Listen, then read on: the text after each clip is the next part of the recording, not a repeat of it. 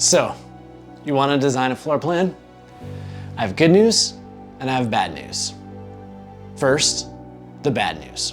This takes a ton of practice time. I've been doing it 20 years and honestly, I feel like I'm getting better every single day. But here's the good news. There's a framework to this whole thing that's gonna make everything way easier. And you guessed it, I'm gonna share it with you. Here is what beginners always get wrong. I've seen it 100 times. You find a cool picture on Instagram, maybe it's a killer kitchen setup, and you dive into that area hard. You work to get that kitchen perfect, maybe lay out 3 more rooms, feel pretty good, and then you get sloppy. You lose steam before you even think about the second floor, forget about the exterior, and that's where your plan falls apart. Here's the secret. It's not about perfecting one thing at a time. It's about thinking about everything all at once. Sound overwhelming? Don't worry, I'll break it down for you. Here is what I would consider to be the 5 core components of a floor plan: site, program, massing, structure, and mechanicals. I'm gonna show you how I balance these things as I'm drawing a plan. Let's start with site. The site is where you need to work rigid, not loose. When I'm doing this, I will literally draw the boundary on my software so that I know exactly what lines I need to stay within. What you'll need is your survey. You'll also need any setbacks from your municipality. So your survey should have a building line, an easement, and then your municipality will have things like setbacks. I will then offset all those lines and have a shape that I know I need to stay within for everything that I draw. Every iteration, every draft stays within that shape, and I know I'm always locked in and dialed with that. Next, let's look at structure and mechanicals. These are 2 very different things, but I put them together because I process them very similarly when designing a floor plan. These should be nagging at the back of your brain, like a medical bill that you're gonna pay, but you've received 3 invoices now and you just haven't gotten out the checkbook yet to pay it, but you know you should pay it, and you're pretty sure if they send you 1 more invoice, it's gonna be the one where you have to get sent to collections. And hypothetical example, like I was saying, structure and mechanicals. Let's jump to structure. I am constantly thinking about what the span of the material I'm working with is. Are you a cost-conscious build where you need to use more 2x12s, limit your spans, keep rooms in those sizes so you can nail the sizing and spacing right for a 2x12? Or do you have more of a budget and you can fit something like a floor truss in and really increase those spans?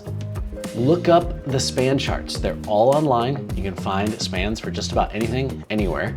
You want a real secret, the real truth to framing and getting this really dialed in? Read the freaking code book. It's boring. It's gonna suck. But the code book actually tells you how to frame a house. Read the sections 3, 5, 6, and 8, most importantly. And then there's mechanicals. Again, have a plan. Is this a traditional system where you're doing forced air? Maybe you need space for a trunk line running the entire length of your home, most likely in the basement, but sometimes it's on the main floor. You're gonna need to plan for that. Or do you have more flexibility in something like a ductless mini split system? Either will work, but it's really helpful to know, or at least have a solid idea before you start drafting. Here are some ways you can find out what works best for your system, your area. Talk to pros. Do you know a plumber? Do you know an HVAC contractor? They will have a ton of great advice for you and what space you need in a floor plan. They love talking about this stuff because most of the time they get plans from people that never ask their opinion. So if you're the one asking their opinion, they would be happy to share it with you.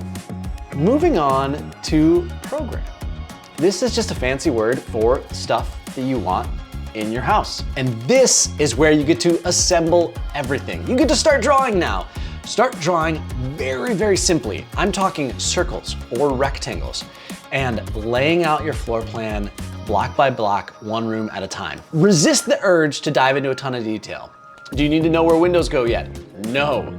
Do you need to know where your toilets go yet? No. We're just talking rooms, overall rectangles. If you need to know what size those rectangles should be, measure your own home. You have all the rooms right now.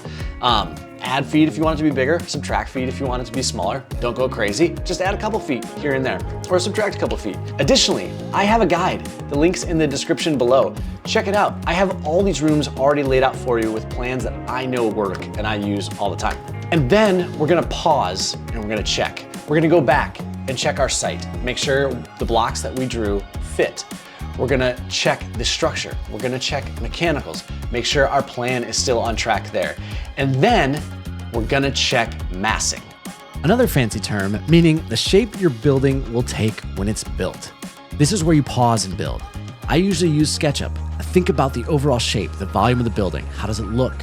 How does it feel? With every iteration of the plan, I'm checking to see if everything still works out. To recap the process, lay out your site, figure out what you can design within. Think about your structure and mechanicals. Draw loose, check all the other things often, including massing. You keep iterating on that, you're gonna get closer and closer to a final design. If you wanna see this in practice, I actually have done a bunch of live streams where I do exactly this. Hopefully this helps. Please subscribe, tell your friends.